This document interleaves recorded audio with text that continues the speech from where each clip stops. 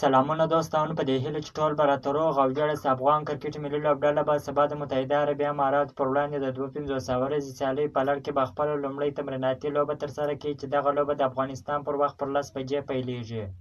افغانستان او متحده عربي امارات ترمنځ د 2 ورځنۍ تمریناتي لوبې او 3 شل ورځې لوبې ترسره کوي چې دویمه ورځنۍ تمریناتي لوبه د همدې میاشتې پر 28مه نیټه ترسره کړي.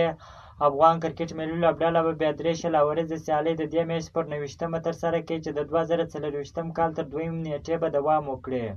او بل بیا د افغانستان 19 کلنه کم عمره کرکټ ملي لوبډله د متحده عربي اماراتو ساوت افریقا ته روانه شوه. د افغانستان 19 کلنه کم عمره کرکټ ملي لوبډله به په 3 اړخیزه سیالۍ کې د هندوستان د ساوت افریقا لوبډلې سره به خپلې لوبې وکړي چې دا د نړیوال جام لپاره د افغان 19 کلنې کم عمرې لوبډلې لپاره ډېر ښه تیاری دی. د افغانستان کرکټ ملي لوبډله به سبا د متحده عربي اماراتو پر وړاندې خپله لومړۍ تمریناتي لوبه سبا ترسره کړي. خپلو اتلانو ته دعاګانې کوي چې تر څو متحده عربي امارات په تمریناتي لوبه کې ماته ورکړي.